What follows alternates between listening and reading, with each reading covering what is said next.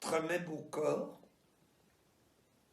sur un brevat, chez Père, n'était dans son lugbe un mâche-fro. Un heureux par l'odeur alléchée, lui tente à peu près ce gage-là. Sur bon sur du Beaucorps, que vous êtes ligeot, que vous blessant l'obème, sentirement, si votre mâchera se rapporte à votre mâche plus, vous êtes le nix-fait, les taux de ces lois même. Le Beaucorps, à ces mots, ne se sent pas de wash. Et pour Trémont, ça le bévoit, vrou un gelard le gbé, laisse béton la loi prème. Le narra sensissait et dit, mon bon siemeur, apprenez que tout bœuf là vit au pendet de celui qui l'écoute. Cette son-le ou bien un mâche-fro, sans doute, le Beaucorps. Théon et Fucon, rachu, mais un peu tard qu'on ne l'y prendrait plus. J'avais promis que le jour de la libération, on ferait le Verlan.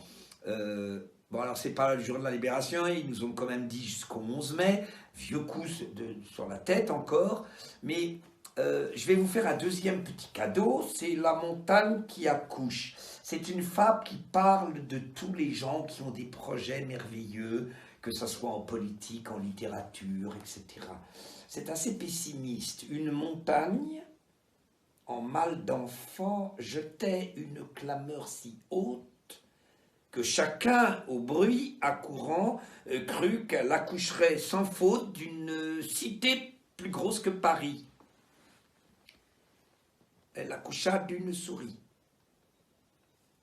Quand je songe à cette fable, dont le récit est menteur et le sens est véritable, je me figure un auteur qui dit « Je chanterai la guerre que firent les titans aux maîtres du tonnerre ». C'est promettre beaucoup. Mais qu'en sort-il souvent? Du vent. C'est exactement pas ça qui est sorti de La Fontaine. C'est pas du vent.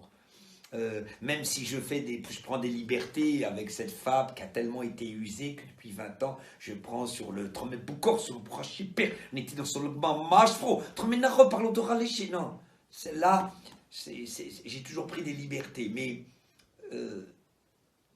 n'oublions pas cette chose extraordinaire. Un lièvre, en son gîte, songeait. Car que faire en un gîte? À moins que l'on ne songe.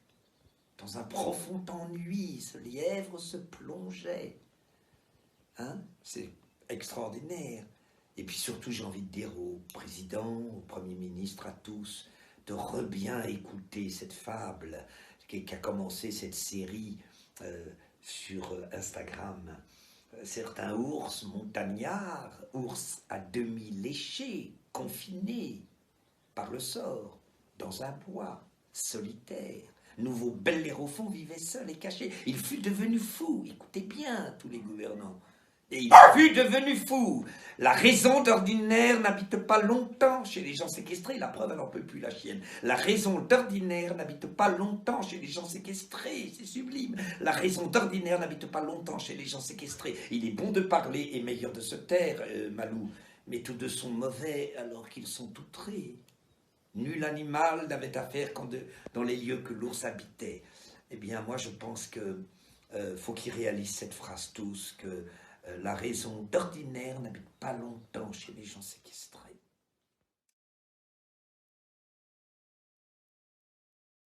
Le coquelicot, il est indécent. Il envoie un baiser rouge écarlate dans le ciel. Il a une toute petite tige, il pousse sur un rocher où il n'y a pas de terre.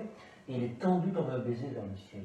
Qu'est-ce que vous voyez un coquelicot? Vous dites, j'ai envie d'avoir cette foi, cette verticalité, cette ouverture. Il est ouvert, mais en plénitude. Et il est ouvert, le coquelicot. Il commence à déconner, BFM, je crois, là.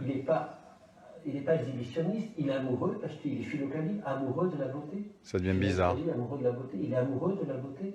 Et il est beau parce qu'il est fils de la création.